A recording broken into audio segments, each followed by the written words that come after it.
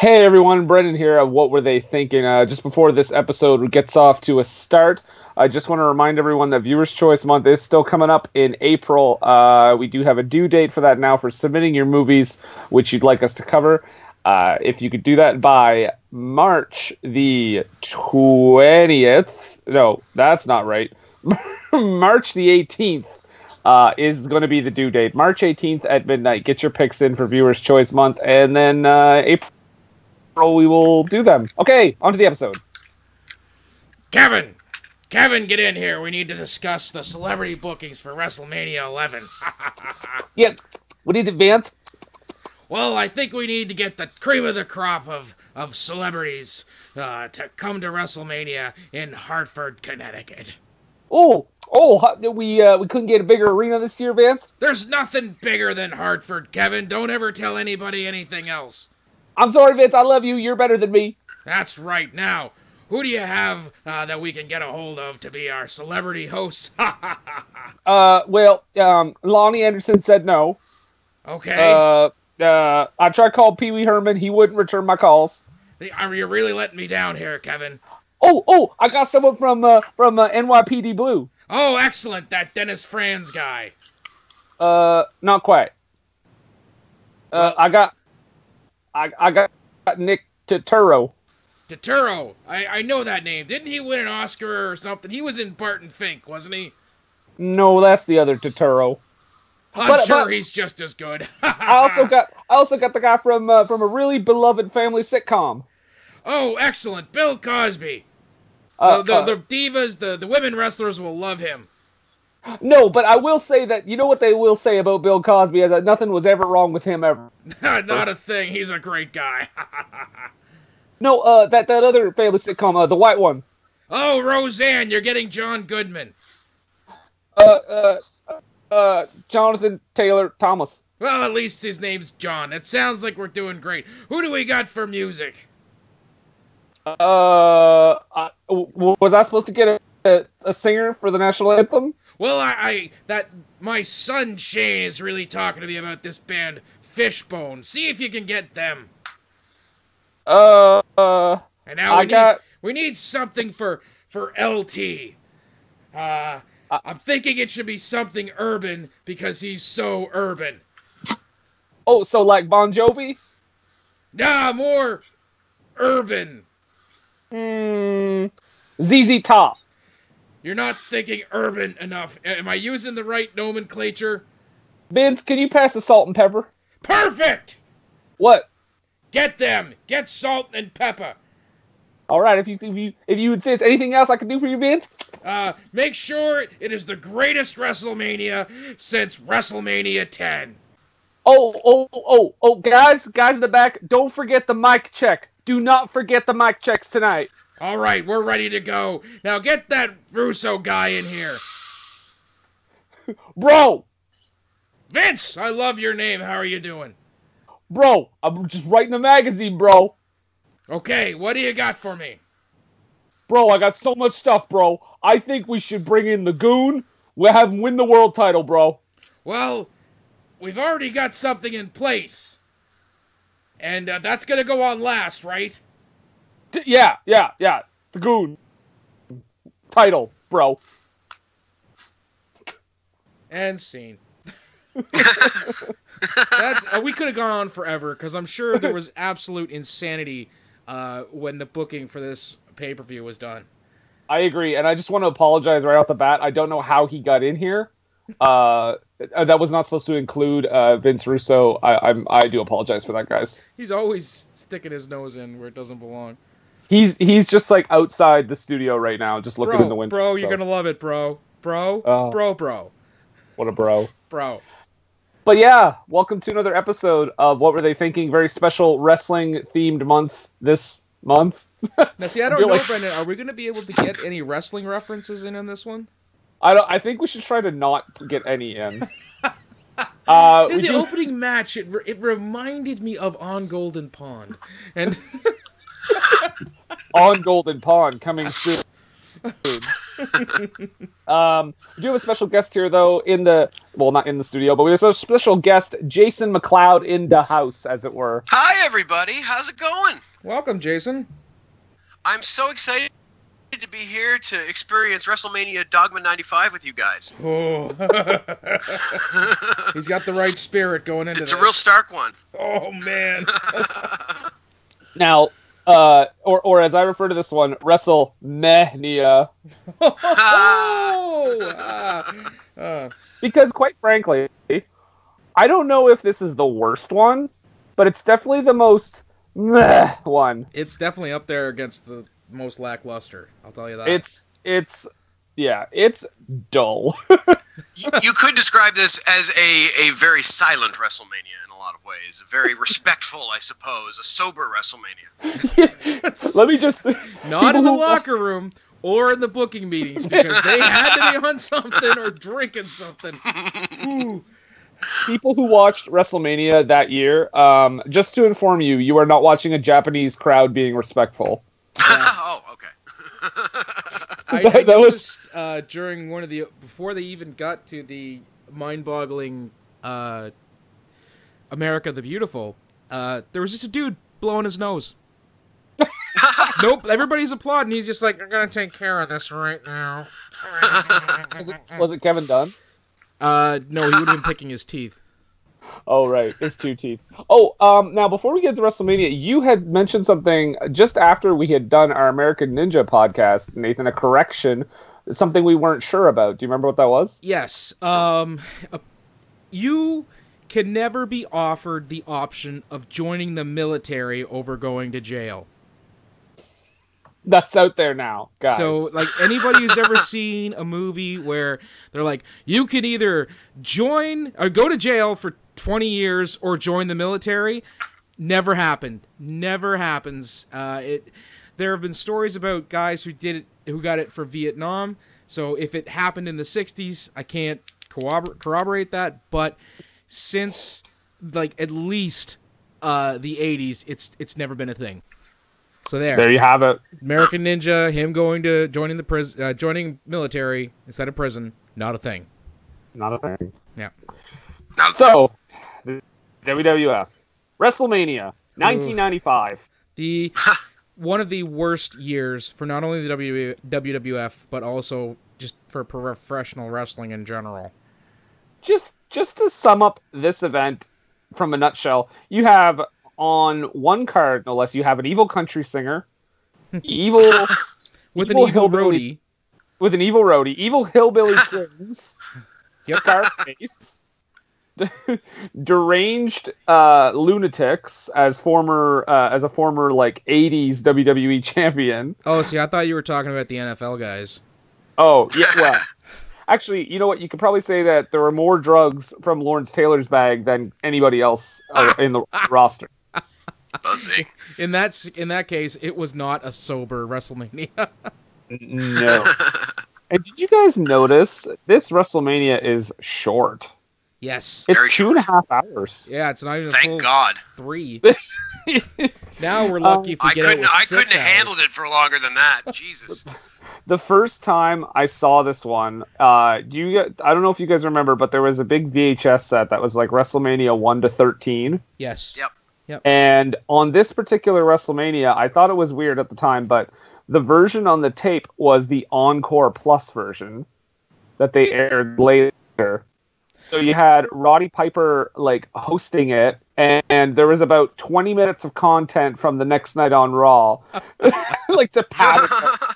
Yeah, Wow. And then every time they had like an audio cock up, they would cut to Hot Rod going, I don't know what was going on there. What a great WrestleMania! Back to the action. Yeah, I saw that version like years ago, and I thought it was odd too. And depressingly, I have my dead count for wrestlers and managers listed at 7. Oh, it's very sad. Let's remember them as we do all the past wrestlers. Yeah. By honoring them for 3 minutes on Raw and then forgetting they exist. Yep. Nailed it. So here we go, guys. WrestleMania 11. How do you follow up one of the greatest WrestleManias of all time, WrestleMania 10, with one of the worst WrestleManias of all time, WrestleMania 11? In a shopping mall. Really? That was in a mall? It was in a fucking mall. Wow. It was in a civic center for the Hartford Mall, I think. Yeah, it was also one of the smallest venues that they ever had. Yeah, how many, like, maybe 10,000 people? Yeah, it wasn't a lot. I'm not talking paid. No. Let's just get that, make sure we get that settled. I don't know how many paid, but I think it's no more, it can't be any more than 10,000. 10,000 super relaxed people that just were like, hey, let's go out tonight. What's going on? Oh, there's wrestling. Let's just hang out there. Because that's the vibe that I got from a lot of these people. They're just like, hey, it's wrestling. Like they were going to some independent show or something. Exactly. Well, like I said, exactly. It's a Japan crowd. That doesn't know that they're a Japan crowd. Okay, can I say something right off the bat? I got to get this out of the way. At the very, very beginning of this presentation, when the music starts and they start going through the WrestleMania 1, 2, showing you all the clips and everything, that music is, number one, some of the worst music I've ever heard. Number two, it's a total, like, sound-alike of Michael Jackson's Black or White for some reason that I don't understand. And three, the whole thing is edited like a Scientology video, right down to the announcer, and that was very disturbing. Well, if the music... If I'm remembering correctly, is that WrestleMania song that they used for years, like throughout the late 80s and into the 90s, like da da da da da WrestleMania. Yeah. Do you mean Linda McMahon's theme song? Yes. That's exactly what it is. Can we note that it might be a red flag right off the bat that these WrestleMania clips are of the celebrities? Oh, because they relied heavily on the celebrities for this one. Every single WrestleMania that they show is like Hogan slamming Andre? No. Savage and Flair? No. Bret Hart winning the title? No. Celebrities. All celebrities. Yep. Was Donald Trump actually at WrestleMania 6? Because that's when his face showed up on the thing, and I don't remember that. No, he was 4 and 5. Yeah. Yeah, because it was his place. Yeah. Okay. It was his place. They did it in his living room. Basically, yes, his basement. Trying to remember number 6. I think they got Robert Goulet. Oh, that was a big one. Yes. Right at the height of his popularity. Fresh off Naked Gun 2.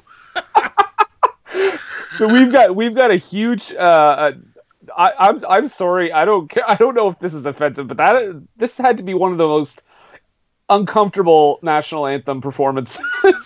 Well, that's the thing I had alluded to earlier with Fishbone. They were supposed to be there. That's okay. Originally Fishbone was supposed to play, and they backed out, probably seeing the writing on the wall.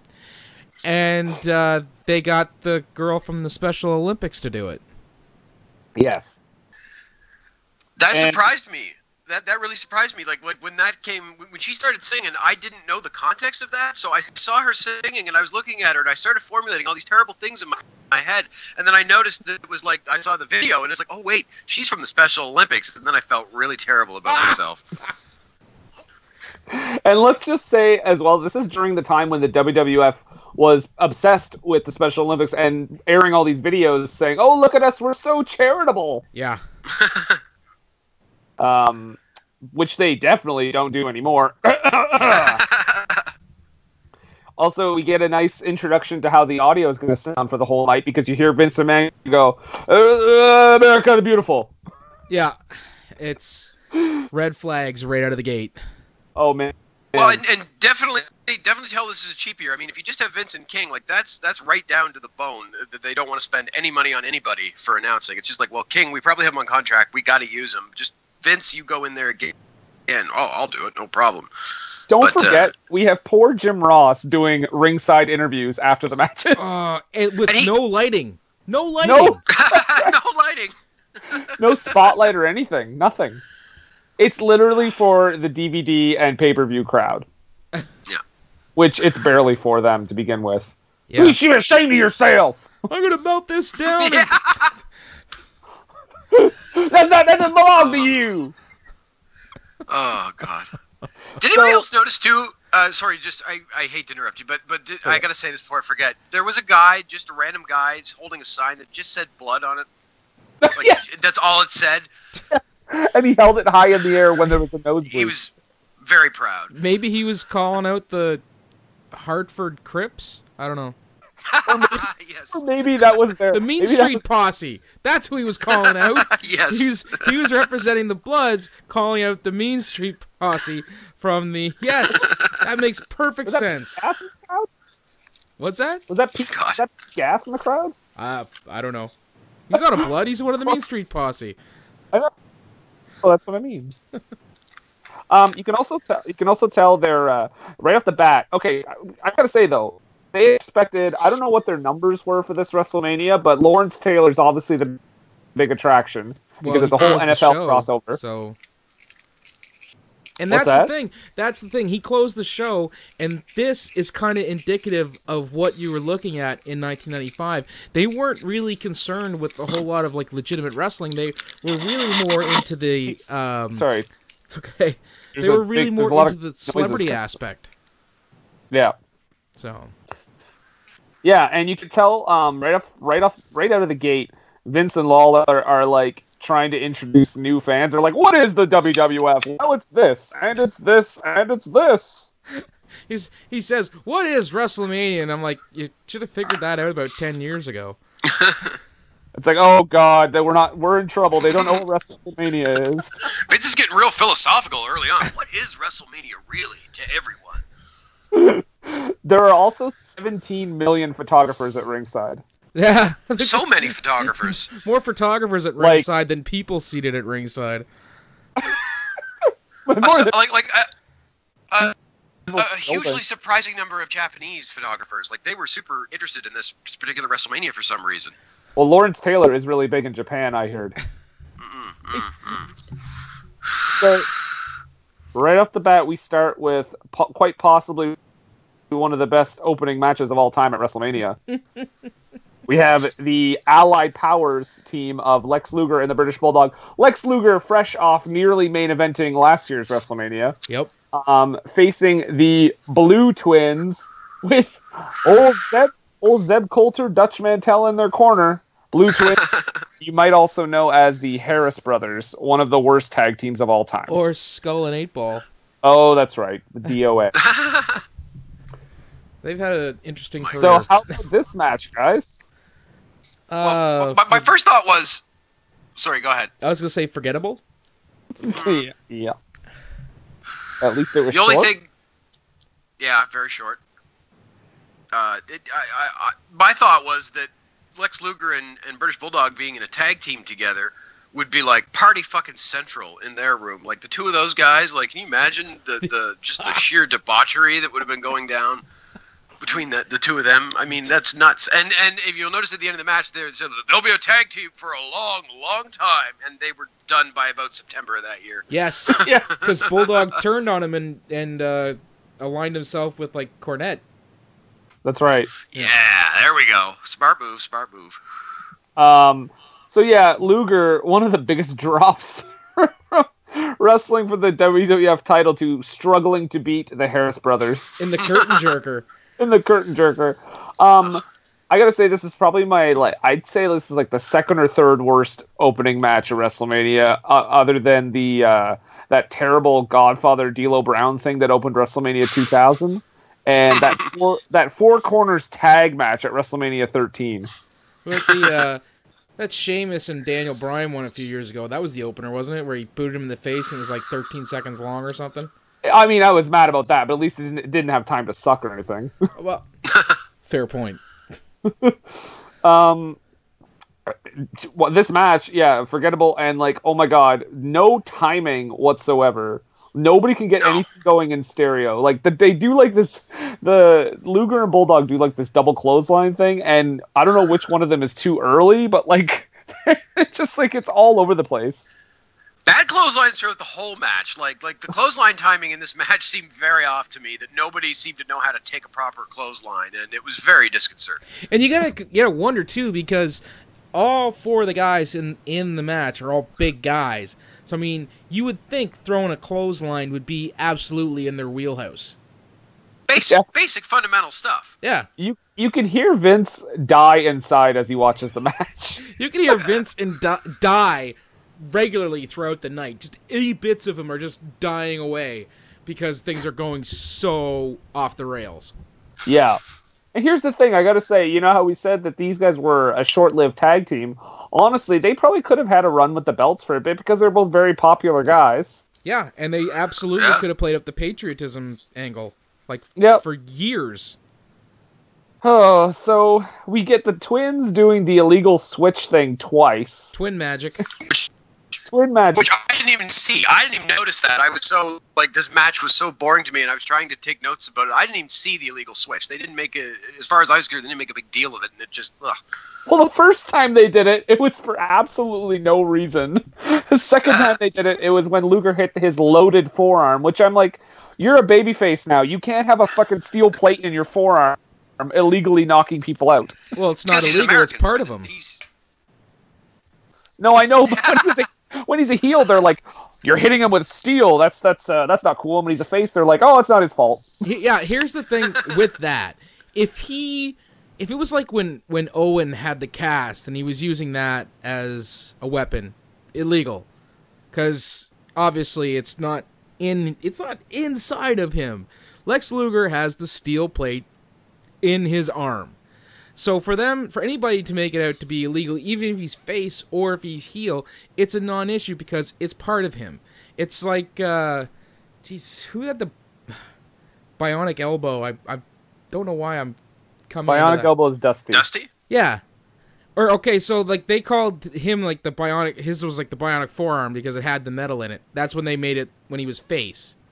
Yeah. Right, because it's part of what he does, and there's nothing that can be done. You can't check him for weapons before the match and take the steel plate out. We're going to have to perform pre-match surgery on Lex Luger before this bout gets started. Now you got to heal for about 6 months, then we'll have the match. Well, do you remember when they were making him wear like a forearm pad? I do remember that, yeah. Mm-hmm. So, I don't know, man. Like, Allied Powers, they get the win. But when the Bulldog tags in, the camera completely misses it, and he sunset flips the dude 1, 2, 3. And then when they get the win, they go to Jim Ross in no lighting, with Uncle Zeb complaining that it was the wrong guy. We got hornswoggled. But you couldn't understand a word he said because of the audio. It was so low, and he's just in that southern like just spewing out dialogue, and you can't understand a friggin' word. The only thing I remember hearing from Jim Ross all night is just, you should be ashamed of yourself. Well, it was understandable. It was understandable that you could understand what Uncle Zebekiah was saying because he was speaking Dutch. Hello. I gave you a little theme song there. That's it's a little longer than a, but you know, I'll take it. Well, you want it to go longer?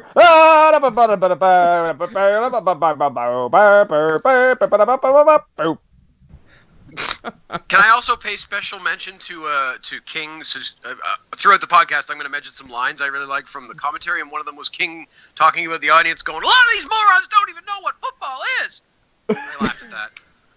Honestly, I'm gonna say right now, as ridiculous as Vince is on commentary, Vince and Lawler are a genuinely enjoyable team. Yeah, they had some fun. They had some fun moments. What's the only thing Vince could do to keep his head from exploding? Lawler has some dad lines, obviously, some dad joke lines. Yeah. But for the most part, in this day, he was more funny than annoying, I think, anyway. Yeah. So let's go to the to attempt number 1 to speak with Nick Turturro. Nick Turturro's with Pamela Anderson in the locker room. No, First it was catering. Nick Turturro and the $1 Million Corporation. Oh, right. But you see the $1 Million Corporation in the background. Yeah. And Jenny McCarthy. No sound. Hear them. No sound. And then my favorite is it cuts away because there's no sound. You just hear Vince go, Having all kinds of problems. See, crack audio crew. That's the thing. That is the I'm so furious laugh. That's Vince's I'm furious laugh. Do you ever watch that 70s show, the mom, Kitty, whenever she was mad at something or she was really upset, she wouldn't lose her shit. She'd just gonna That's Vince's version of that.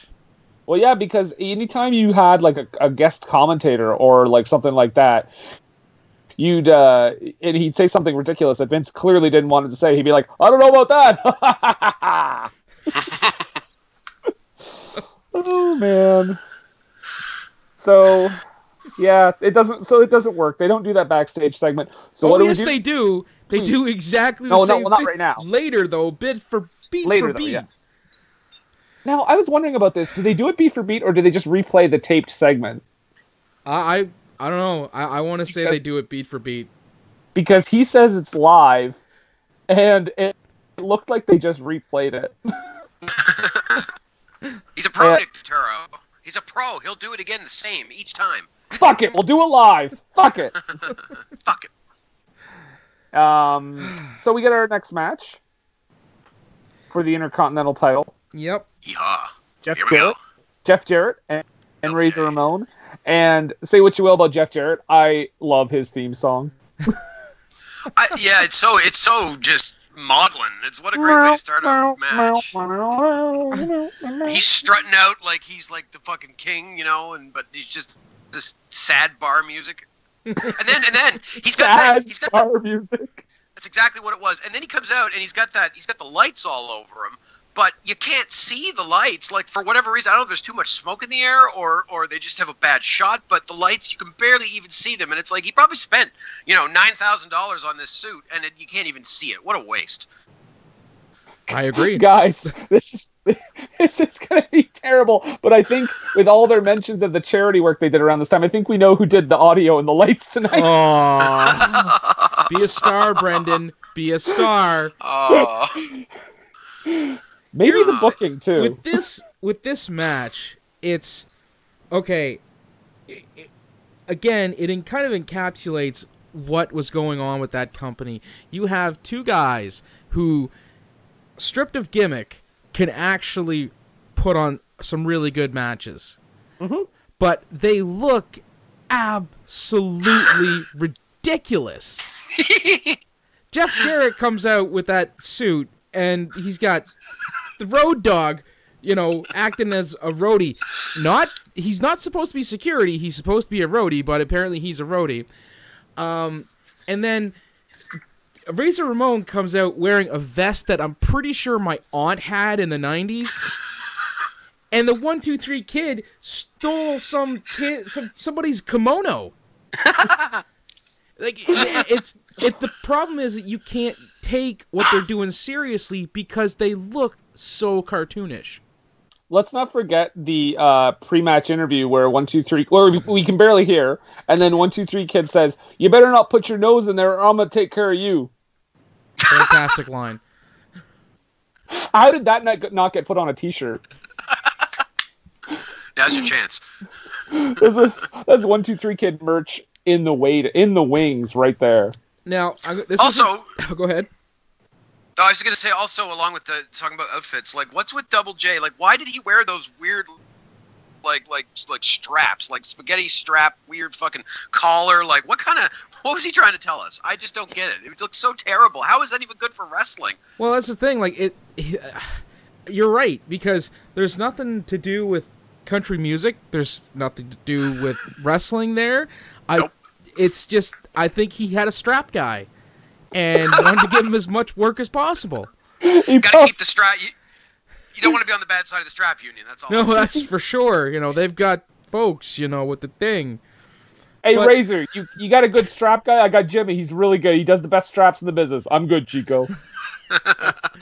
On like a weird side note, when I was watching this, and now obviously this is when the 1, 2, 3 Kid is helping out Razor Ramon, but I remember when at first they were feuding, I had watched a match with the 1, 2, 3 Kid where he was taking on Razor Ramon, and this again is also lets you know where wrestling was at this time. They were wrestling for a sack with a $sign on it. Yeah. Because it was supposed to have, like, money in it. I remember that. Is that the one where the 1-2-3 Kid nearly died? Yes! He goes for, like, a top rope flying body tackle, slips, and face plants straight onto concrete. Not on the mats, flat face onto concrete. I thought he was dead. The things people will do for money. Yeah, or a sack with a $sign on it. I'm gonna say, this match, like you said, both guys are capable wrestlers. This match is not bad, honestly. It's decent. No, but it's hampered by the ridiculous look of it. Oh, yeah, for sure. But, I mean, for two guys, for this card, these are two guys who worked fairly hard to get a good match. Yep. And Vince is in full 1-2, he got him, no he didn't mode in this match. There's also a moment I wrote down because this made me laugh. Vince, on one of the counts, Vince goes, 1, 2, Lawler goes, he got him, and Vince is like, wow, no he didn't.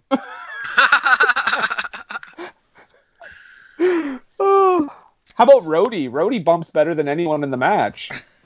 When Kid starts throwing those kicks at the end, fantastic. And crotch chopping? He did the DX chops. Which wasn't a thing. Did you guys catch that? Well, it wasn't officially DX, but he was doing the suck it thing. See, I didn't see him doing the full like suck it. I saw him like throwing his arms up and down like he was trying to pump himself up. No, he totally did it. After he did the kicks, he was doing the crotch chops. Oh, see, I'll have to watch again, which by meaning that I'm never going to watch it again. Also, you gotta love that we have 12-13 minutes of a solid match, so of course we have to end it with a disqualification. Yes, on a pay-per-view. On a WrestleMania! You couldn't have Jeff Jarrett get a cheap roll-up or something? At least something. Yeah, that it's a clean win, especially for a strap. Yeah, a strap. Not one of Jeff Jarrett's straps that he's wearing, but for a belt. In order to beat Jeff Jarrett for the Intercontinental title, you have to win all his other straps first. You have to beat him 6 times. It's called the Jarrett Gauntlet match. It was created by Vince Russo. Bro! Oh, no. Bro! I push the idea for the Jarrett Gauntlet match. Vince wouldn't take it, bro. Listen, I didn't write WrestleMania 11, bro. I created Stone Cold Steve Austin. All right, that's it. I gotta go. All right, thanks, Vince. Accurate. Sorry about that. Special kudos to Lawler. I like the line he says at one point. Double J promised me a victory song, and I hear the fat lady singing. Good line. Did you call Jeff Jarrett a fat lady? Yes. Well, with those straps and that hair. Well, very Jeff Jarrett, those straps are very slimming, though. If this is the match, doesn't King have a line where he's like, because Jarrett grabs him by the hair, and he notes that normally someone's hands would just slip right off of that, so good on Jeff Jarrett. Doesn't he say that? Wouldn't he say that anytime it was Razor or like Bret Hart too? Usually, yeah. So, like you were saying earlier, Nathan, we go to the back with the exact same segment. Beat for beat. Beat for beat. Jenny McCarthy is apparently not turned on by common stuff. She gives that fantastic face that she was famous for, I guess. Almost as good as her acting everywhere else. Maybe she should have been vaccinated. But then, I think we all agree who steals this segment. Sid, right? Clearly. For it's always Sid. Sid steals every segment. Actually, when I was watching this the other day, I noted to myself, and tonight the role of the Ultimate Warrior will be played by Psycho Sid. All your dreams have become the nightmares. If he could ever deliver a just clear, concise promo, I'd be amazed. I would have loved if this was the show where he started talking and then was like, I don't know if you guys saw the clip and he's being interviewed by Jim Ross and he's like, oh no, let's do it again. He's like, we're live, pal. Yeah. Yeah, I've seen that. The guy has a live promo, stops himself, restarts. Jim Ross reminds him that they're actually live. But Jim Ross was too busy interviewing people in the dark at this show, so. Yeah. So now we have Todd Pettengill, possibly the most annoying personality in wrestling history. Now, I gotta say, I'm not a fan. Obviously, like he's very kind of grating. Even as a kid, I thought he was like so goofy and over the top. Where'd they get this guy? He was just a radio dude. Mm-hmm. Like he was not. This was like that's like his second job. And I've seen interviews where he's like, the WWF, it was fun. I had a really good time, but it was my second job because he did radio Monday to Friday in New York. Oh. I mean, he wasn't as annoying as Stephanie Wyand. No, and the reason why later in the 90s he kind of went away is because when they started stepping up the pay-per-views with all the in-your-houses and everything, he was like, look, I can't go to LA for an in-your-house, take the red eye, go back to New York, and then do radio. Like, he was eating into his personal time, so. And, guys, just to give this perspective, Michael Cole was ultimately Todd Pettengill's replacement. And he's still there. Wow. Damn you, Todd Pettengill. You deserted us. In our time They should have put in Michael Cole's contract that he was required to keep the same mullet that Todd Pettengill had. It was a glorious mullet, wasn't it? Well, as long as he was allowed to frost it, I think he would do it. Yes. Man. Can you imagine if Todd Pettengill was like the voice of the WWE right now? See, that's the thing. He doesn't have an unpleasing voice. That's why he does radio. Like, he's got a fantastic voice, but he's an absolute goober. Yes. So we have the required WrestleMania appearance for The Undertaker at this point. Only 2-0, or 3-0, I believe. Was it? Yeah. Yeah. He wrestled 7, 8, and 9 because he missed 10. Because he was in a casket by Yokozuna at that point. But they didn't they make note that he never lost at WrestleMania at that point, though? They do make note, but they don't make a huge deal out of it. Well, obviously, not. King Kong Bundy's gonna break the streak. Of 3. Was there a match here? Because I only saw storyline. We get the urn stealing angle. Always. Oh my god!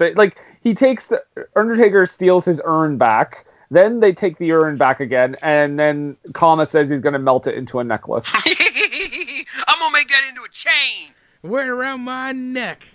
That doesn't belong to you. There, I got it in. Jim Ross just chastising him for stealing. Yeah, it doesn't belong to you. Yeah, the emphasis he put on it, he was very angry. I'm not mad at you, Kama. I'm just disappointed. Vince cares so much about this match that he has this Kama interview during the match. Yes.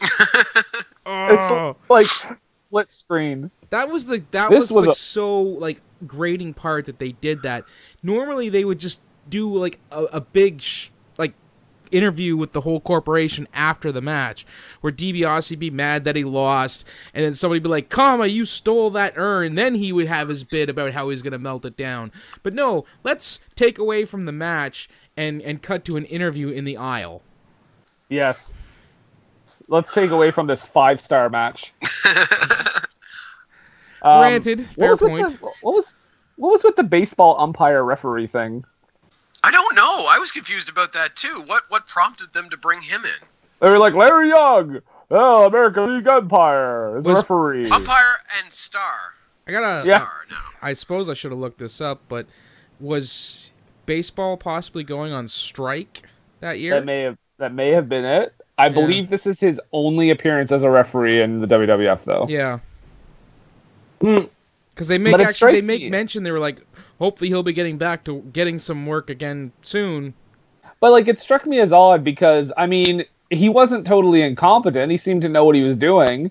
Yeah. And this was obviously his first time, so I'm wondering, like, did he get some like decent? He must have got some decent training before WrestleMania. Oh, well, I mean, here's the thing: I'm not comparing our indie wrestling promotion that we were involved with Wrestlemania, but we once had a guy work almost like the entire show, and it was his first minute on the job because we didn't have a referee. They found a ref shirt, threw it on, said, "Look, count the 3, stay out of the way, admonish people when they have to. That's it. Training's done. Get out there, kid. Trial by fire."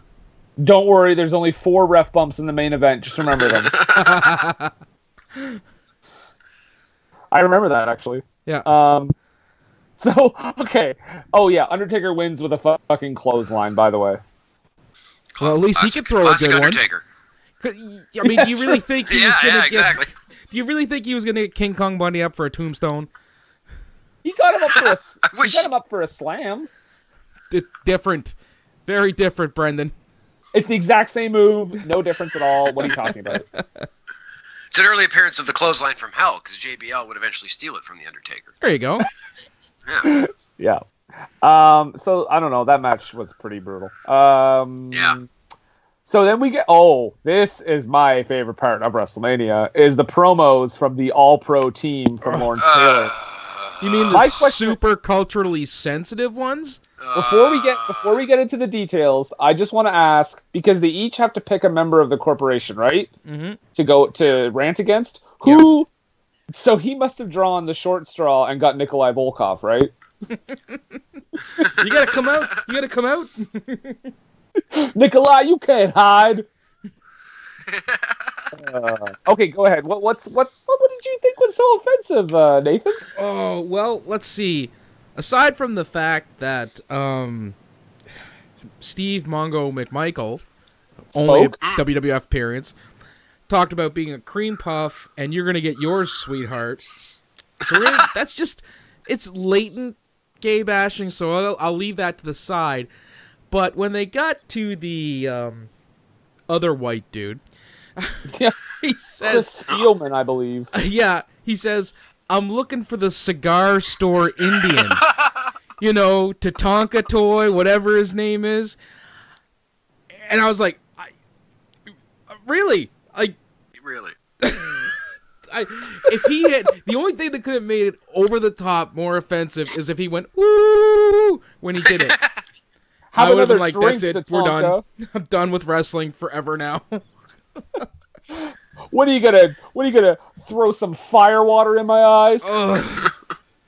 Yeah. It could have gone a lot worse for sure, but I mean, you know, it's like it was a different time, 1995. I mean, it was so long ago. I know, right? So long ago. I mean, I think schools were still segregated at the time. Yeah, it was a real rough era. Okay, after those guys talk though, this next part I genuinely enjoy. Bob Backlund and Jonathan Taylor Thomas playing chess. I laughed so hard. I thought that was so great. Because when Jonathan Taylor Thomas, when he's quizzing him and he's getting all the answers right, and he's like, "That's what's wrong with America! They think they know it all!" I laughed so hard. And I said, "Thank you, Bob Backlund. How dare you try to save this WrestleMania?" Yeah. That was honestly a decent use of a celebrity. Yeah, like a little comedy bit. It's the only time they used them too. Yeah, it was fine. Like, he seemed fine. He was. Although I think he mispronounced one of the names, but I mean, it was fine. Capital of like Goosey Gopla. Yeah, something like that. Yeah, but I mean, Honduras. Bob.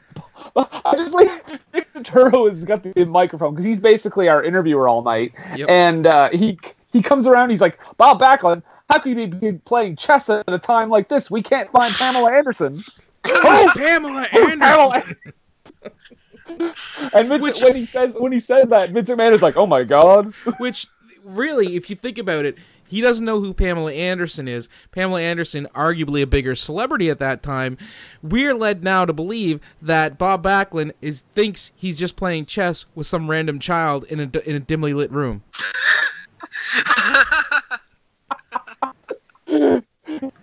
He's like, hey, you think you're so smart? Let's play chess. Whose son are you? Oh, are you Neidhart's kid? I thought he had a girl. Wait, why is Neidhart here? Well, 2 of his uncles were wrestling. 2 of his what? 2 of his uncles would have been wrestling. Not Neidhart, but Neidhart's kid.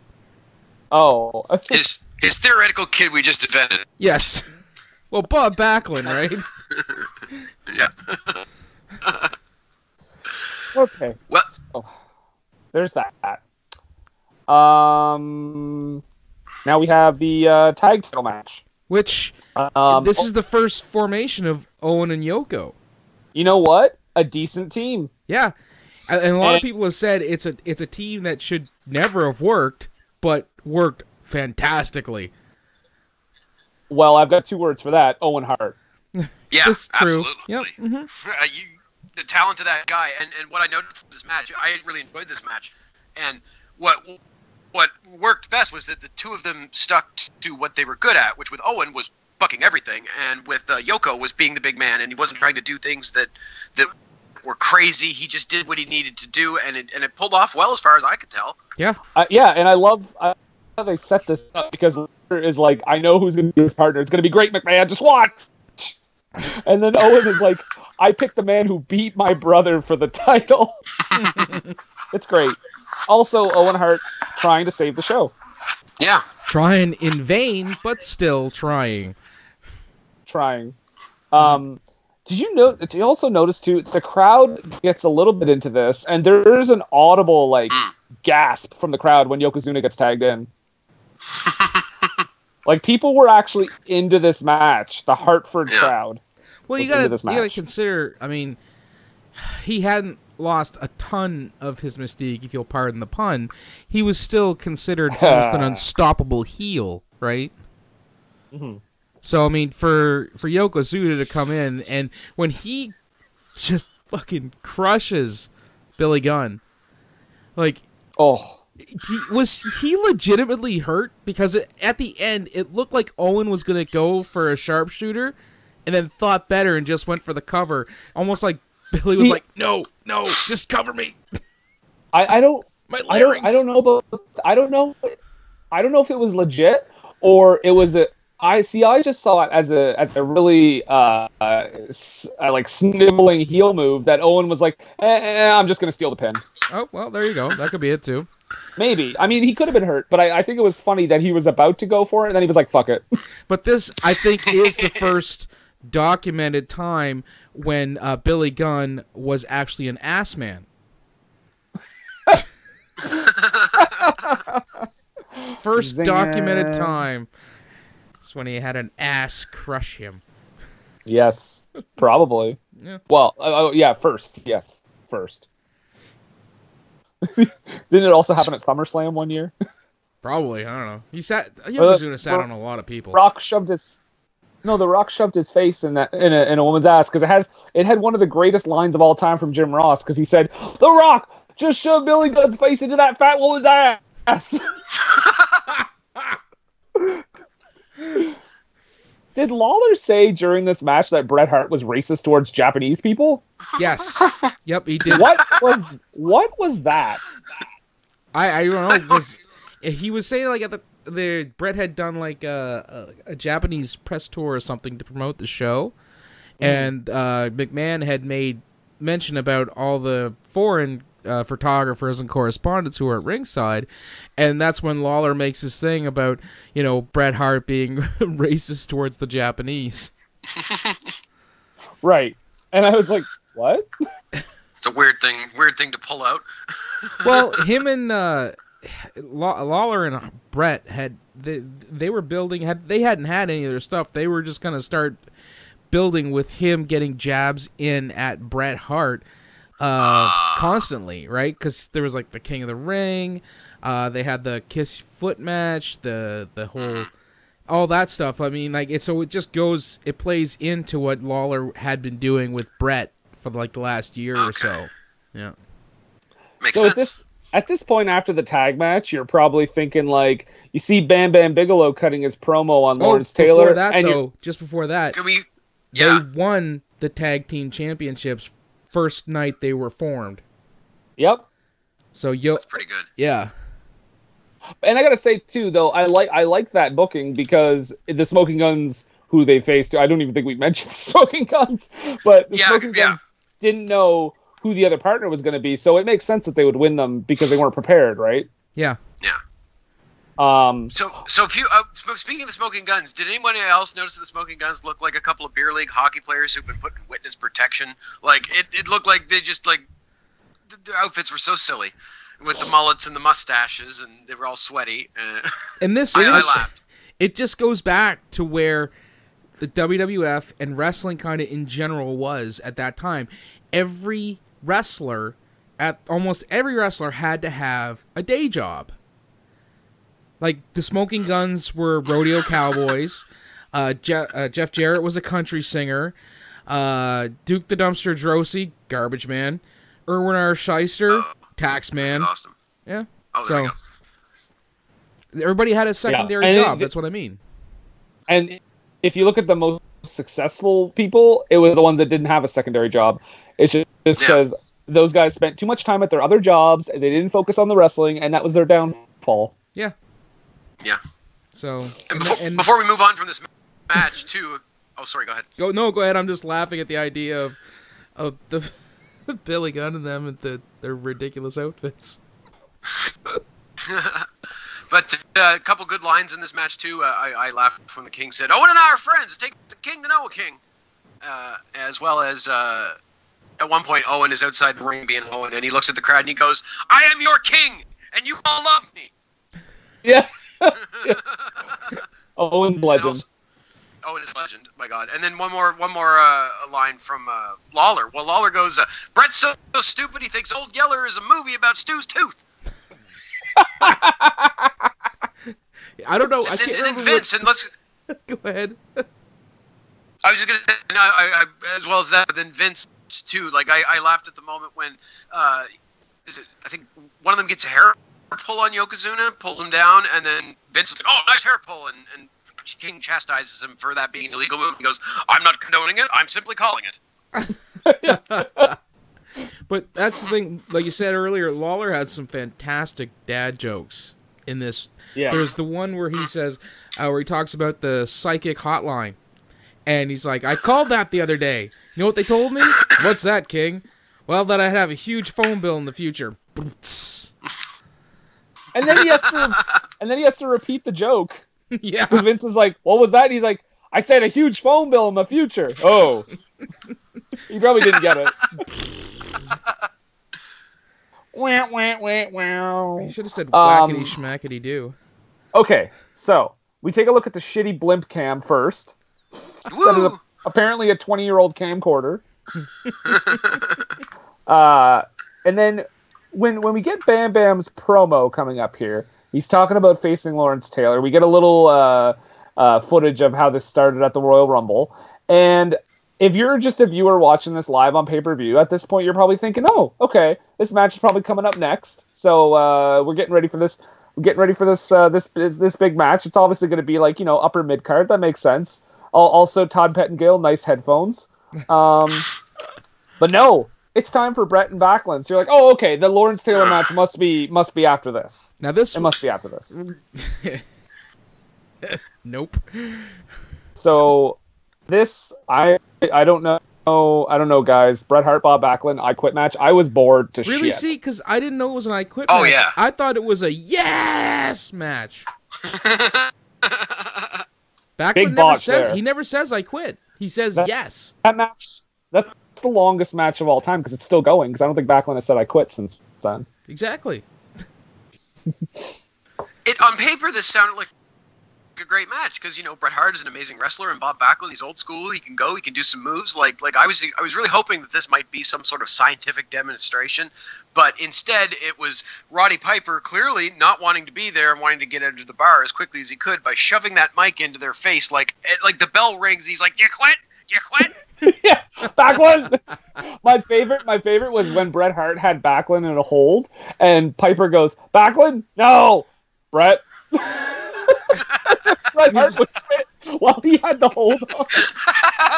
See, I think Piper did that as just kind of a rib to Bret because they're cousins, if I'm not mistaken, correct? Yeah, yes. Yeah, so I think he was just doing it to kind of crack Bret up during the match. Oh yeah, it was funny, but it just made me laugh that he passed Bret Hart. Also, can we talk about Vince McMahon's horrible memory during this match? Who did Bret Hart beat at WrestleMania 8, Vince? And he's like, I don't know, the British Bulldog. He's like, no, it was Roddy Piper. Oh, yes, you're right, it was. You run the fucking company, McMahon. You'd think someone would have fed him that line through the headphones. Yeah, or someone was in the back. Say the British Bulldog, Vince. Either that, or they were having the same audio problems in the headphones that they were having with everything else that night. No, probably. I mean, we really should not get on anybody about audio problems, but there's a lot. Yeah. Yeah, really. I don't know what you're talking about. We're always off without a hitch. Yeah. Lawler actually cracked me up here pretty good too. At one point, Piper is asking Backlund if he quits, and Lawler's like, "Hey, Piper's hitting him with that microphone." Donk. I also laughed at Lawler taking shots at Stu's dad or at Stu for some reason. Just again another old joke of I broke into a pyramid and there was a picture of Stu Hart with King Tut in a headlock. More great dad jokes. Yep. Okay, and like we were talking about the Japanese, the racist thing, they mentioned it again, and Vince actually says that was cleared up by the Japanese media, who presented a very special award to Bret Hart. So something must have happened. Yeah, and that was that's the whole thing that they were playing into. Like Bret had done that, and yeah, he must have said something in an interview that someone took the wrong way, or that he slipped up and said like Jap or something. I don't know. Well, if the Hulkster can get away with it like 3 years prior, I don't know why Bret couldn't. Yeah, but the Hulkster is... I got no defense for him. No, he's indefensible.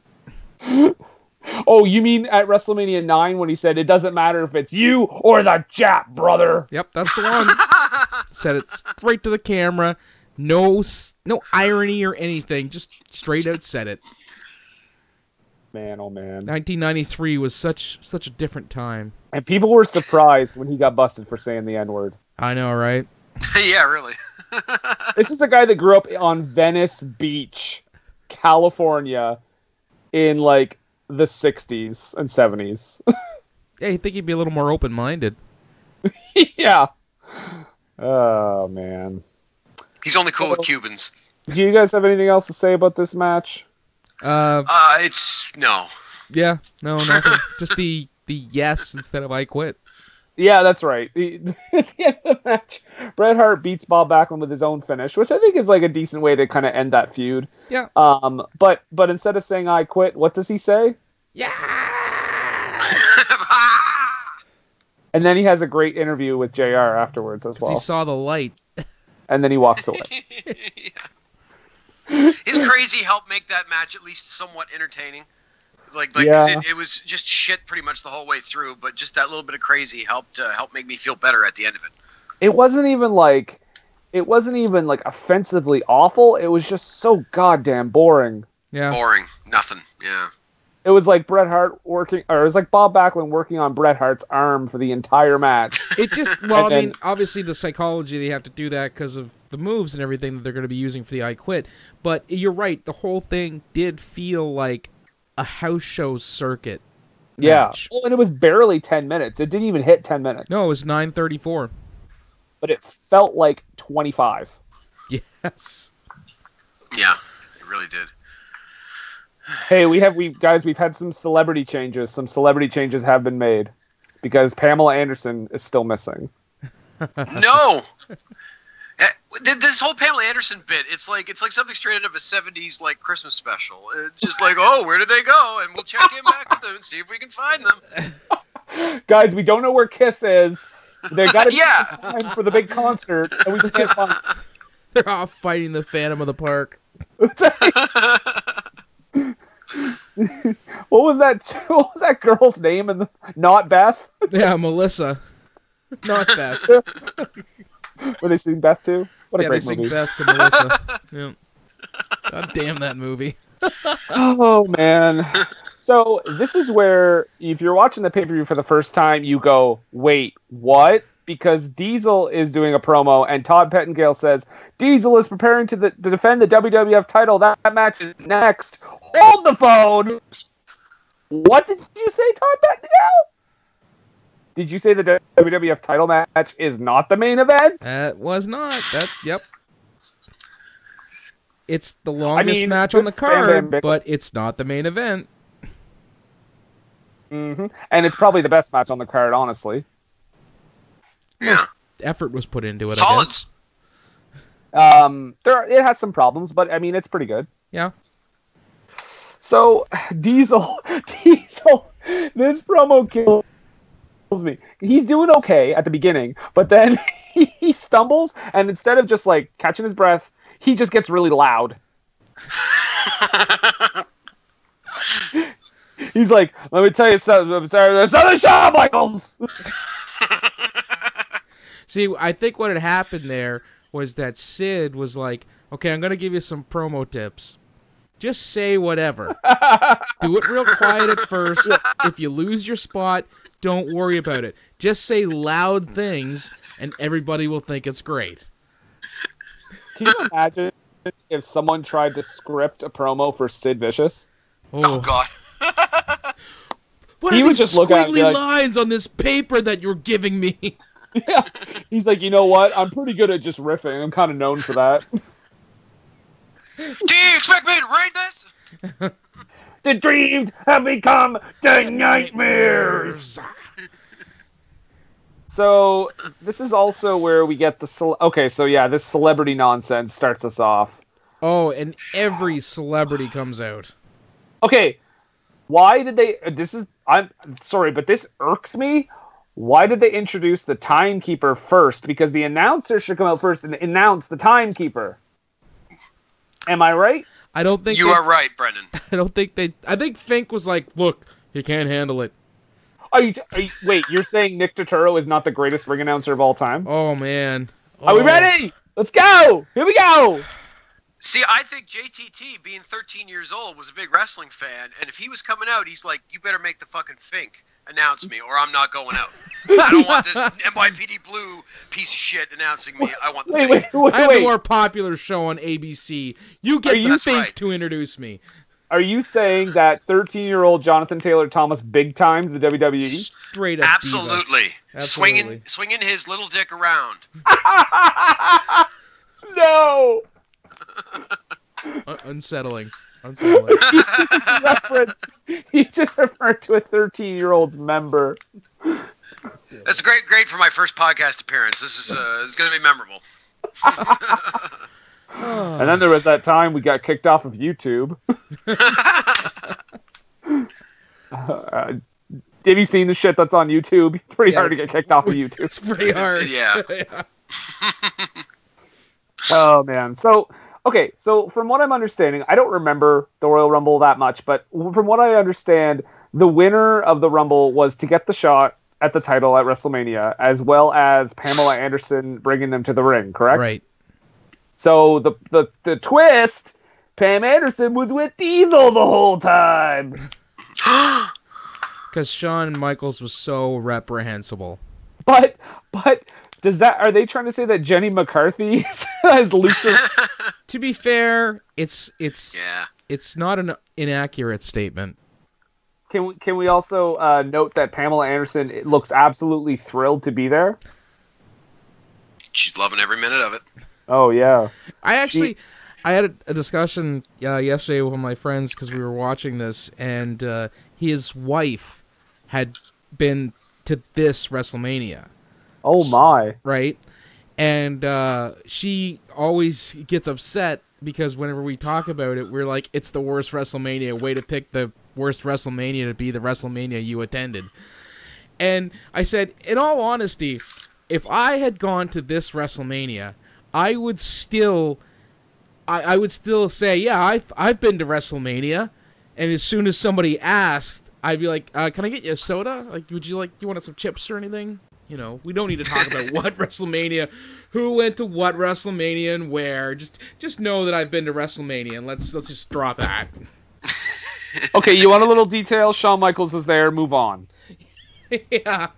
That's right. Bret Hart and Owen Hart both were. Shawn Michaels, Bret Hart, and Owen Hart were in matches. Yep. Undertaker won his match. Don't worry about it. Yeah. Well, that rules out one WrestleMania anyway. I suppose. Yeah. So we're at the. So after we get the celebrity nonsense out of the way, we're at the title match: Diesel and Shawn Michaels. And I'm just gonna say, is Shawn Michaels trying to play the good guy, like the babyface in this match? Because he certainly is bumping around like one. That's it. He wasn't. He wasn't the good guy.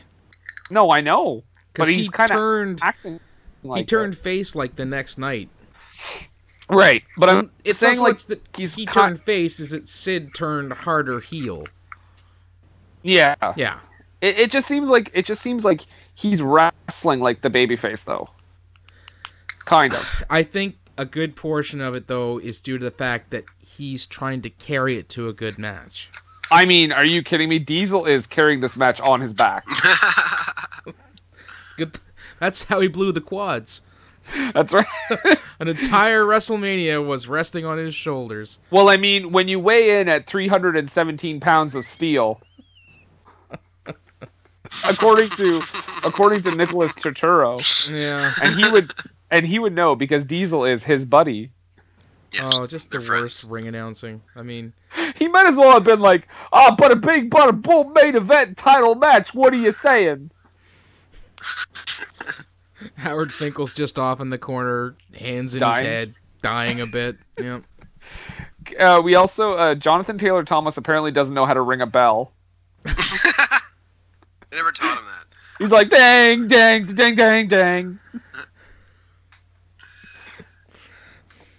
Yeah. So, I mean, I think it's a good match. The photographers, Shawn Michaels fights the photographers several times. Drags one and throws him into the aisle. You know what? I'm kind of on his side because there are so many. Oh, I'm not saying he was in the wrong, but I'm just pointing out that there were so many there that they would have been infuriating. One of them literally was in the way of a spot. Like, a Diesel gets shoved into the corner. Shawn Michaels literally had to shove the guy away by his face to get him out of the way so he wouldn't get he wouldn't get like squashed in the corner. It's like, guys, when you're out there, stay away from the fucking action. But I think this is, if I'm not mistaken, this is like one of the last times they tried to do that big boxing match type feel where they had so many people like at ringside taking pictures. Thank God. Yeah, it was pretty crowded out there. It felt like they didn't have a lot of room to try to do anything. They just had to worry about all these guys around them. Absolutely. So, yeah, so it's a good match, but there are a few awkward moments. One early on is when Shawn is clearly distracting the referee so Sid can interfere, but Sid takes like 10 years to get over to where Diesel is, and then he just walks away because the referee's back. I wrote in my notes, how will Sid fuck this up? And I guess that's the answer right there. and then he didn't poop himself. Vince at one point calls Diesel the underdog. I mean, okay, you cannot be the underdog if you are the champion going into the match. Nor can you be if you are 7 foot fucking tall. Yeah. Over tiny Shawn Michaels. You're twice the size of your opponent and then some. Yeah. Okay, some superior camera work in this match. How the hell did the ref go down? Joe, no. Yeah. No idea. Maybe he had a stroke. He just collapsed and had a stroke. Earl Hebner was like, "Oh God, I'm probably gonna have to screw Bret Hart over in a couple years." Will the fans remember it? Nah. It'll be fine. Yeah, so he just, because they just cut away, and they cut back, and Vince is like, oh, he twisted his ankle reprimanding Sid, and I'm like, did he? That's just like a Oh, you know what? No, I think I do remember now. He took a bump to the outside, and they're saying he landed awkwardly and twisted his ankle. I think he actually did. Yeah. Like, I think it was a legitimate injury, because he's limping for the rest of the match. And, like, barely struggling to move around. All right, wait, are you saying the working conditions in the WWF in 1995 were unsafe? No, I wouldn't dare say that. Okay. Because Vince McMahon does listen to this podcast. Every single week. Every single time. What are they talking about this week? I love me some American Ninja. Speaking of struggles with the referee, did anybody else notice that Earl Hebner must be made of lead? Because the way Sid tries to sell, like getting him into the ring, it's like he's lifting up like the heaviest thing he's ever lifted. He's like, just trying to like throw Hebner in. Yeah. Well, that lends credence to the idea that that's a legitimate bump, because Hebner would have been like, get away from me. Yeah. Hebner is sandbagging Sid. And Sid's actually having to fight him. I see. It all makes sense now. Just fucking trying to huck him into the ring. Did you guys, I think, do you agree with me maybe on what Diesel's biggest fuck up is right after this moment? The attempt at a powerbomb? Oh, well, that. And the super kick, he kicks out dramatically at 1. Super protected move there. Because it's 1 kick out. I'm guessing Diesel thought he heard 2.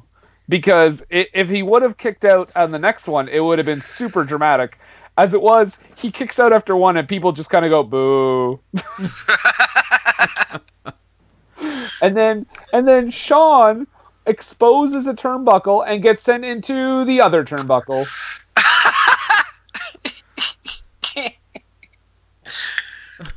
No one's ever sat down with Shawn Michaels and gone, Shawn, I'd like to talk to you about the concept of Chekhov's gun.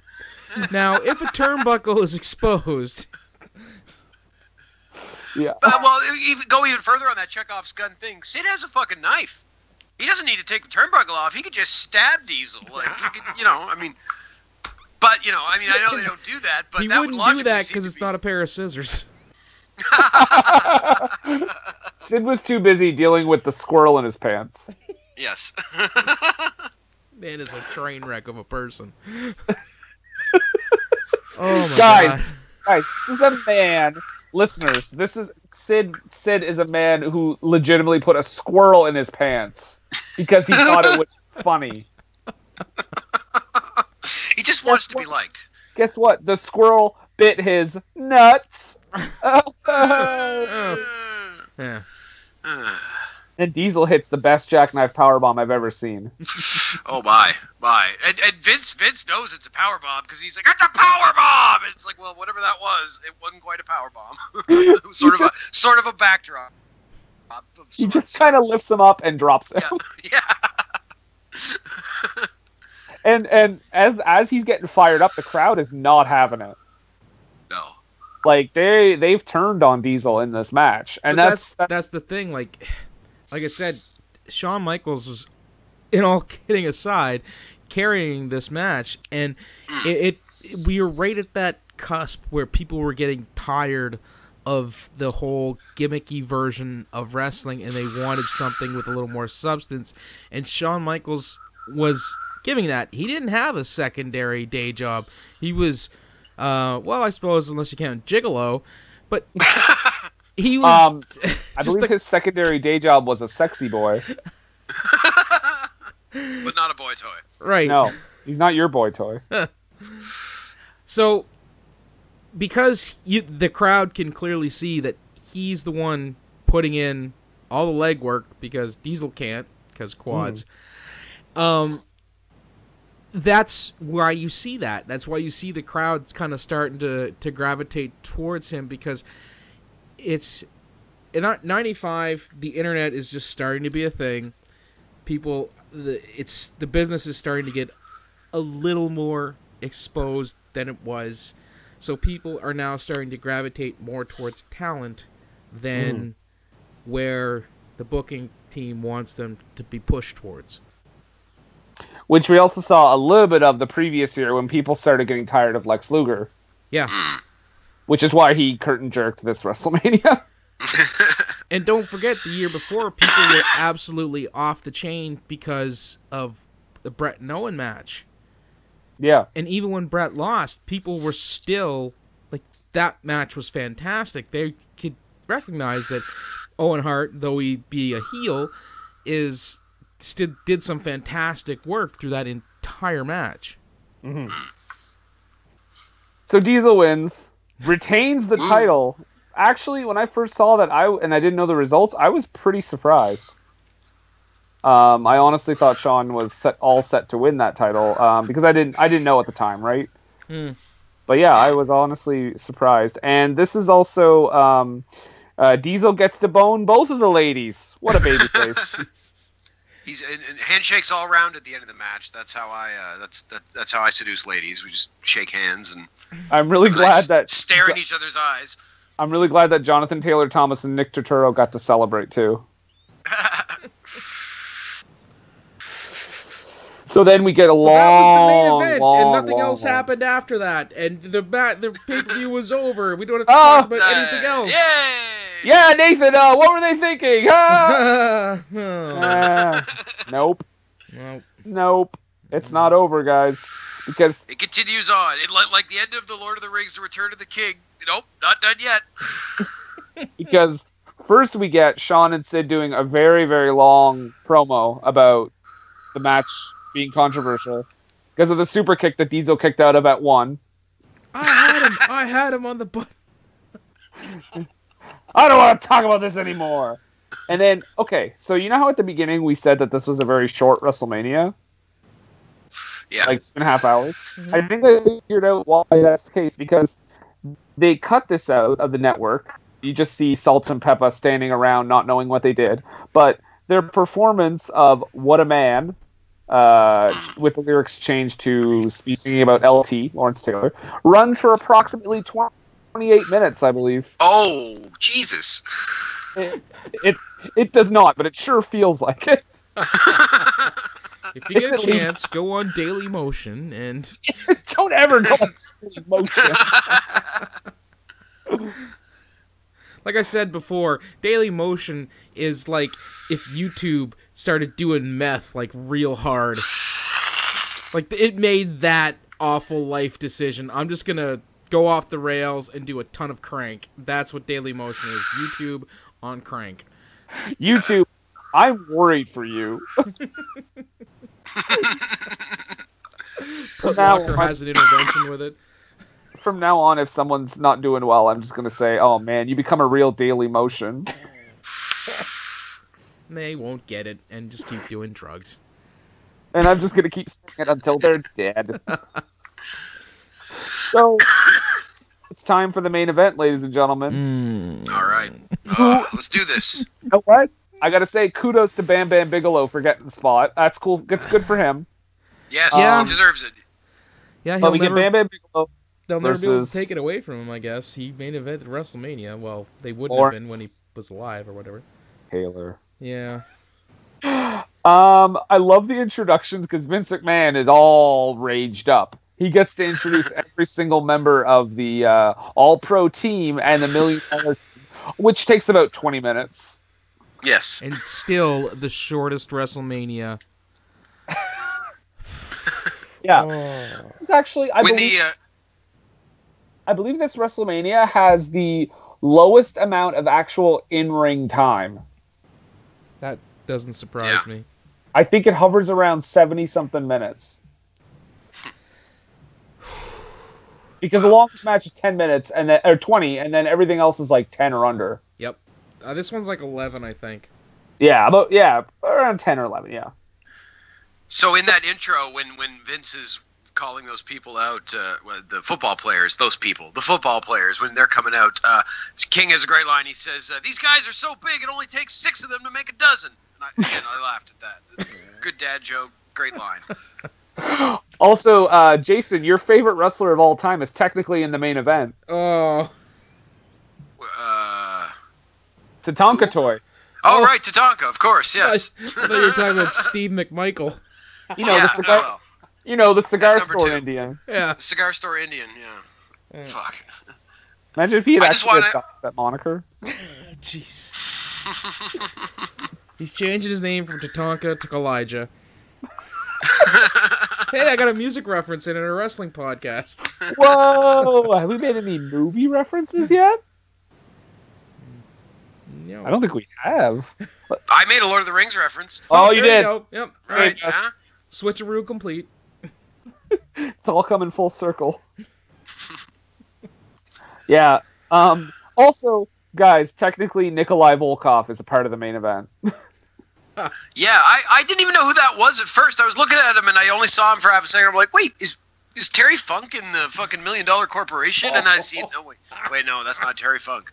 I love that his tights have a cent sign instead of a dollar sign. Yeah.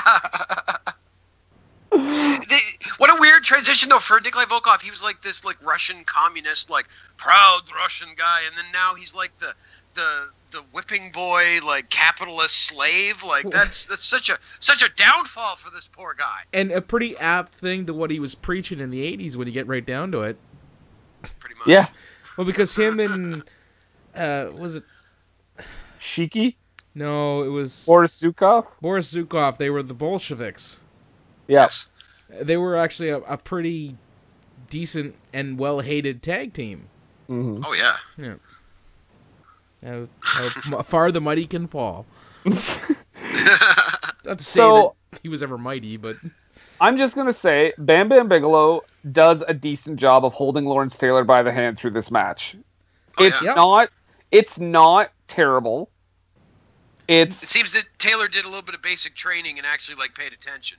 Taylor does okay. I think what gets people steamed about this match is that it's the fucking main event. Yes. Yeah. Because it's awful. In comparison, too, when you compare it to the match, missteps aside, if you compare it to the match that Diesel and Shawn Michaels had, it's the superior match, and it's for the championship. So that's what, you're right, that gets a lot of people wound up, that this match got precedent over a title match, which was pretty decent. Yeah, it's not bad. I would honestly watch this over the Big Show Floyd Mayweather match any day of the week. Yes. Yeah. That match is a joke. Don't even get me started. No. But yeah, I was thinking, like, if they did this today, how much of a train wreck would it have been if they did, instead of a one-on-one, like a tag team match between the Corporation and the All-Pro team? Oh, that'd be awful. Why? Also, Vince McMahon, again, I don't know if he's going crazy at this point out of sheer rage, but he says, and we got, of course, the ring announcer, Pat Patterson. Who is the referee, by the way. Which is funny because I just heard the ring announcer, and I'm pretty sure he didn't say, coming out next to Tatanka.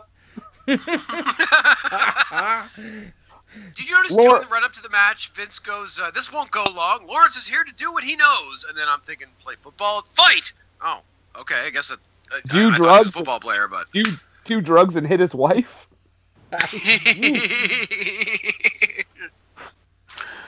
Because that was going on. Yeah.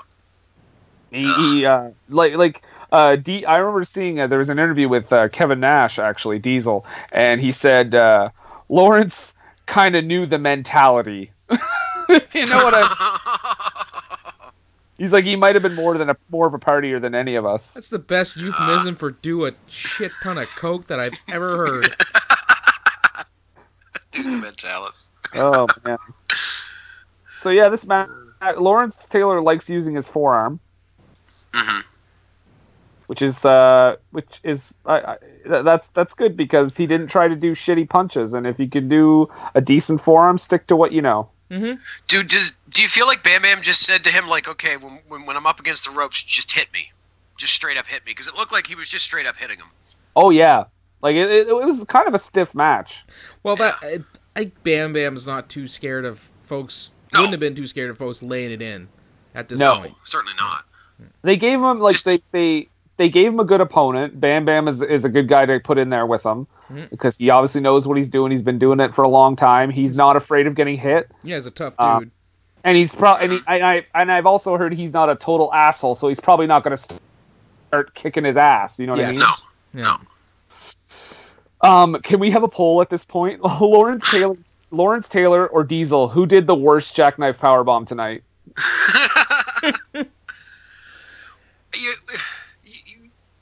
Diesel for sure has to take it because he does them all the time. Yes. He gets points taken off for should have being known how to do it. Well, what's funny is that when Lawrence does the jackknife, Lawler says, "You know who taught him that? Diesel." And I was like, "Yeah, no shit," because he did an even worse one earlier. Yeah, because he was like, "Can you believe it? A jackknife!" Like, okay. No, I can't, and I just watched it. Oh Lord! So I Lawrence think he Taylor had very little to do with this, Brendan. Oh, you're right. Oh God! I can't believe I forgot to mention this. When Bam Bam does his entrance, he comes out with a jacket on, takes it off. Yeah, salt and pepper. And one of the girls has to hold back one of the salt and pepper. Where's that match? That should have it. He takes that jacket off. He does that thing. He puts the jacket back on, gets into the ring, and then immediately takes the jacket back off. Also, Lawrence Taylor hails from the New York Football Giants. He what now? Yeah. It's announced. Is that what it said on the Chiron? Vince announces them as being from the New York Football Giants. Yeah, the Giants of people that play football in New York, of course. So okay, that's the thing. I hear that a lot. People will say the New York Football Giants. Is that like some weird full name? Because they do the same thing with the San Francisco Baseball Giants. They're on opposite ends of the country. As long as you put the city in with the name, people should be able to go, oh, he's talking about San Francisco, he's talking about baseball. Or he said New York, he's talking about football. Yeah. I don't know, man. It's strange. I've never heard it before until I watched this. Yeah. So LT kicked out of Bam Bam Bigelow's finish, by the way. Yes. I mean, that's at least very nice move on his part to allow that to happen. Well, yeah. I mean, they do the thing where he does his moonsault and then he rolls off because his leg hurts. But the diving headbutt, he immediately goes for the cover and he kicks out. Here's the thing, though. I think that they would have told Bigelow how things are supposed to go, and I don't think he would have said two words otherwise because he was main eventing WrestleMania. That's true. That's true. And a guy who probably wouldn't have got that opportunity otherwise. It really sucks, though, because this is pretty much the beginning of the end for Bigelow. Unfortunately. Nothing ever came of this. He was never given his promise to push up the card, and he just kind of went to WCW after that and did pretty much nothing. Like so many people.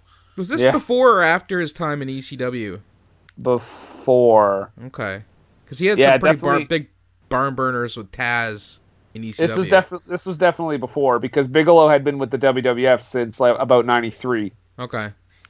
And the Taz stuff didn't come till about 97 or 98, I believe. Now, I would absolutely recommend checking out some of those matches if you get a chance to, because while he may not have gotten paid at King's Ransom for doing them, he definitely did some fantastic work with Taz in ECW.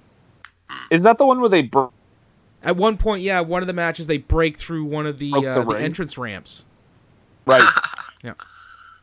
But that did not happen at WrestleMania 11, folks. No. Lawrence Taylor wins the match with a second rope forearm smash. You'd have to have an entrance ramp to break through the entrance ramp.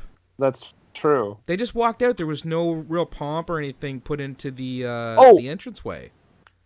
Okay, well, do you know why this WrestleMania ends so awkwardly? No. Why? I was wondering that. Because at the end of the show, they cut out a redux of Salt and Pepper singing that song. Oh, that makes sense. because according to Jim Cornette, Lawrence Taylor, who I'm sure you can tell, he is gassed at the end of this match. He is blown up like nobody's business. When he goes over to the stage where Salt and Pepper were, and they start singing "What a Man" again, he's literally leaning on their shoulders. Like, he cannot stand up on his own. Jim Cornette said that when he went to the back, somebody gave him a chair, and he sat there for 20 minutes. Wow. And Jim Cornette had just said, that made me really proud of wrestling. But yeah, that's the network just cuts it off as the footballers are just awkwardly standing around. But that's why, because we got Salt and Pepper. What a man. And that's WrestleMania 11. What a ride it has been. Oh boy. So would you guys recommend people checking this one out?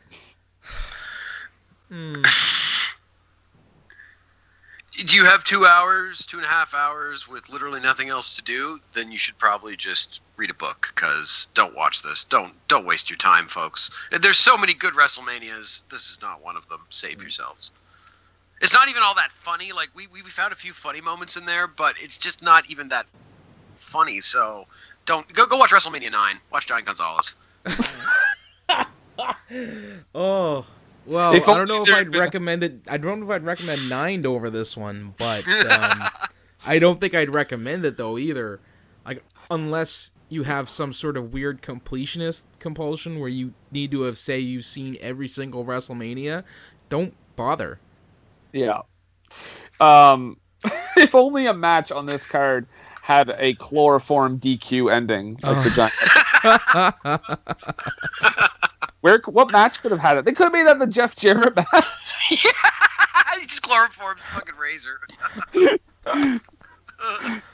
Say goodnight, bad guy. Good night, bad guy. Oh, Scarface. Oh my Lanta. Did you Wrestle? What? What? You just made a Full House reference. So. Disappointed in you, Brendan. House Queen. And that was the last time I ever saw Nathan Spabbled. Just walked away. Yeah, so that was WrestleMania 11. Fuck, man. I guess that's about right. We don't really have. We don't. You know what? Take our opinion for it. Take our word for it. Yeah, absolutely. Why don't we just end this? We should end this like WrestleMania 11, and we should just awkwardly kind of trail off, and just cut it off. Well, before we do that, we do need to drop a little hint for our next episode. Well, before we do that, I was gonna say normally, yeah, like we do normally do that bit where don't take our word for it and say reviews for the actual thing that we're watching, and you really don't have to search too far to find out everybody thinking this is if it's not the worst, it's in the top 5 of the worst WrestleManias of all time. It certainly is. And just to go from 10 to 11, it's such a large quality jump. Well, here's the thing. The event, it says here, the event was attended by 15,000 fans who paid a total of $750,000 for admission fee, which was down from the previous year that did 18,000. Mm-hmm. And lower than the following year, which did almost 19,000. Yeah. Man, even like 12 is better than this one. And 12 only has arguably 2 good matches, but it has the Iron Man. So like 10 and 12 just bookend this terrible WrestleMania. Yeah. 1995, not a good year. Nope. So, so we will be continuing wrestling themed month with our next episode, and it's going to be a wrestling movie, and I guess I should drop some kind of hint. Sure. So I guess I'll just say wrestling's not fake. Little spot on there, Brendan. That's what you get. That's your hint. As subtle as an Ultimate Warrior promo. me tell you something about the hint for next week's episode. You just sound like a caveman. Spot on, Ultimate Warrior. Oh God. So, well, I guess I really only have one thing. Well, first of all, thank you, Jason, for coming on and suffering through this with us. Oh, thank you for having me. I wouldn't have watched this thing otherwise, so thank you for forcing me to watch 2 hours of pure shit. We do what we can. We like to be... We're hopeful individuals. We like to pass the buck. Well, I'm glad to have been past it. Thanks for having me, guys. Well, thanks for being on. So, but, Brendan, I think I only really have another... Well, last question, I guess. Yes, go ahead. Well... I mean, with the WrestleMania that started out with a guy who's almost main evented WrestleMania, taking on evil hillbillies with the help of a British guy, having a country and western singer defeat a Miami drug dealer or lose to a Miami drug dealer through disqualification. Mm-hmm. A dead guy fighting an Andre the Giant knockoff, where afterwards 2 rodeo guys lost to a sumo wrestler and a blonde Canadian in an I Quit match where nobody actually said I quit. Followed up... Yes. I'm gonna have a stroke here. Followed up with a championship match that should have ended the night, finishing with football players defeating professional wrestlers at wrestling's biggest event of the year. With all that taking into consideration, Brendan, yes. I need to know, mm-hmm. what were they thinking?